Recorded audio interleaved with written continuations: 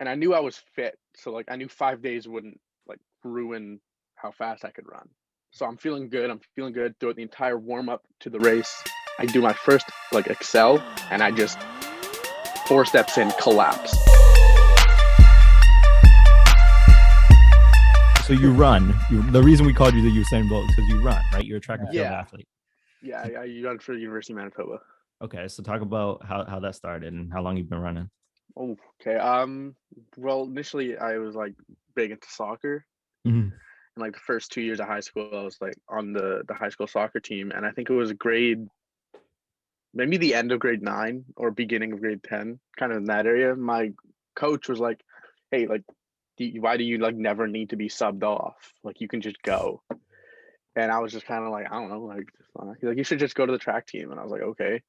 Yeah. So I went to the track team practice, and I definitely wasn't like the best one there right off the gun, but I was like better than some of the people that had been training all year. So I Mhm. was kind of like, maybe this is for me. So then I kind of kept going with it.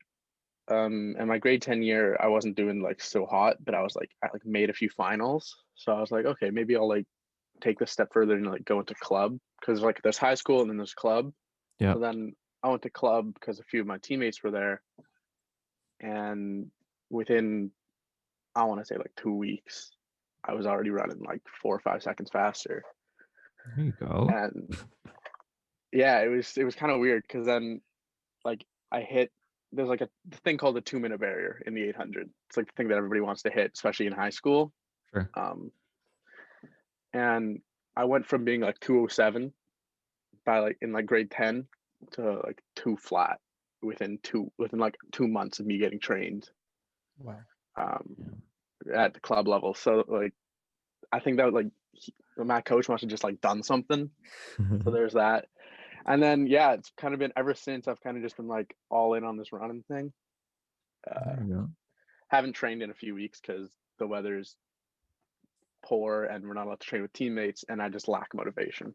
So then on Tuesdays, Thursdays, Saturdays, and Sundays, I would have like actual workouts where I'd be on the track.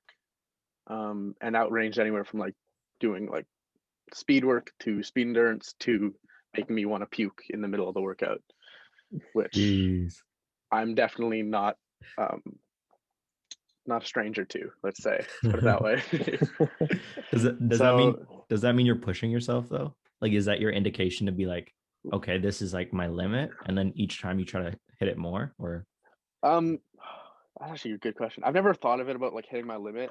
yeah. So how it usually goes is usually you run the race, then you Mhm. kind of walk around and like I don't know what's happening for like about like 3 minutes, and then it all starts coming up. So if Sure. it comes up in the middle of a workout, you know that you've already hit that point Okay. and you're just trying to survive. Yeah. So usually if you hit it in the middle, you know it's going to be downhill.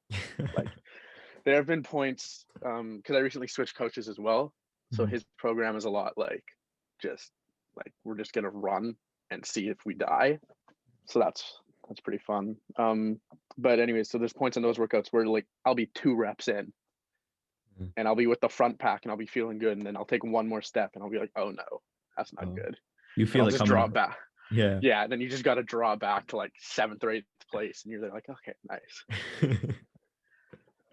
So Do you when ever like find yourself just like always trying to get to that puking stage, or is it like do you just chill out for a bit? Like, has that always been your mentality? Just like push it metal to the ground, or No, you'll hear a lot of people say this, that um it's all about like finding that like easy medium. Mhm. yeah, Like my old coach used to say is 80% on a good day, 60% on a bad day. If you wake up feeling terrible, 60% max is your workout effort for that day. If you wake up feeling amazing, 80%, because you don't want to push it to 100 because 100's for race day. Oh, how, So like how do yeah, you get used to that 100% though, right? Like if you never trained it in then actual training, that's when you use like your race sim. So it's usually like you have like the week up to it. yeah, You've done all the work and you've run all your like stuff, and then you work on your race pace. So for an 800 per se, let's say the race is on a Saturday. On a yeah. Tuesday, I would do a 600 and a 400 at race pace with like ample rest between, like 8 minutes rest, so I could like get full recovery. So I try and run that at race pace just so I can get used to how I should feel. And the reason you do more than the actual thing is because you want to get your body accustomed to running further than what you need. So is it more like a injury prevention thing, like not running 100% all the time? Yeah, it's more of an injury because your body's only used to, the whole point of training is you're training your body to get used to a certain custom. So obviously like the 80% is going to change as you get like more fit. Right. But it's basically point, you don't want to use that last 20% because usually that last 20% is like, you're like adrenaline. So you just gotta like get yourself psyched for that. There's that. Have you ever been injured or like badly? Yeah, funny story actually. So there was the conference meet last year, 4x8 and 600. Didn't do well in the individual. Our team got second in the 4x8. Pretty good, but we'd won it last year, so we were kind of upset. Sure. I was the new guy on the team. Everyone else had run it in that team the year before, so I was the new guy there. And yeah, so I was the new guy, and I ran like an okay race, and then it was kind of interesting because like I had like I had 2 weeks in between them, and I had 1 week of like solid training, and then it was like a taper week. You don't want to go too hard because you're racing at like the end of the week. Yeah. On my taper week, I was doing speed, and I just blew my hamstring up. Oh. And my physio was like, listen, if you do nothing until Friday, you can run. Like if you just do nothing. So I was like, okay, like nice. So like I get on the plane, we bring in extra just in case. Yeah. And I remember it was like everyone was going to the track to do like their like warm up and shakeout that day. And I was like, I can't, like I physically should just stay with the physios here, like get my leg worked on. So for 4 days I was getting my leg worked on. And then the day the race happens, and that's the day I'm like, okay, I should probably get up and move before I even run. So in the morning I go to, because we were in Edmonton, so there was the track, and then they have the thing called the Butter Dome. That's where the track is. It's literally looks like a slab of butter. It's the ugliest thing I think I've ever seen. And then next to it is like their ALC. Okay. Yeah. Like their school gym. So they would let us use that. So I went and I did like a bike because it's less strenuous on the hamstring. So I felt good there, and I was like, okay, like maybe I can do this thing. And I knew I was fit, so like I knew 5 days wouldn't like ruin how fast I could run. So I'm feeling good. I'm feeling good throughout the entire warm up to the race. I do my first like Excel, first one in spikes. Threw on the spikes. I'm getting ready. The other guy, the guy who we brought as the extra, is like taking off his bib because he's like, I don't need it. Like I don't need it right now. And I just 4 steps in, collapse. Oh no. And I was like in tears. I acted like pretty petty about it too. Like I was kind of like this is all my fault. Like if we don't win, it's all my fault. Even though I was probably the slowest one on the team at that point. So yeah, I didn't take it well. But yeah, my hamstring blew up. It took, well, I want to say after that, probably about 5 weeks for it to actually like for me to be able to run comfortably again.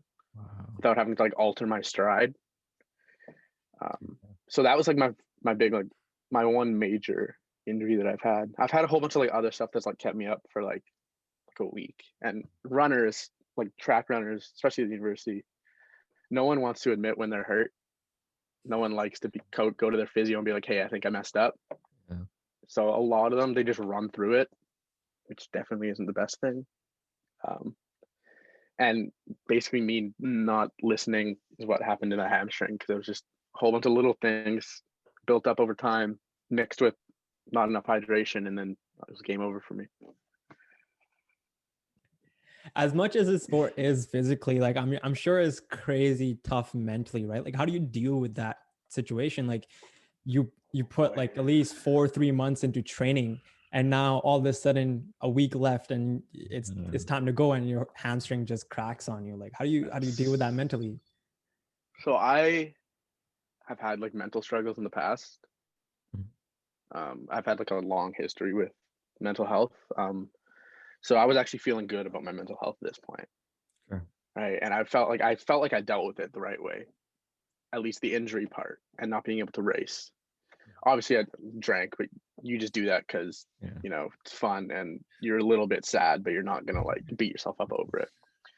But what really got me is the not being able to run for the 5 weeks. And within those 5 weeks, we got back from nationals, and 2 weeks later, the city went lockdown. Or a week later, the city went lockdown. Okay. Right. So I was not able to run. Yeah. I had online classes now, and I couldn't see any of my teammates, let alone my girlfriend at the time. So I was sitting there just like literally sitting in that corner there every day, just on my laptop, doing schoolwork, and then I would just play video games for the rest of the day. And it was probably like people would be like, "Oh, just play video games all day? That's amazing." So, but when my life was running, it was not a fun time for me. Definitely not the same. No, not at all.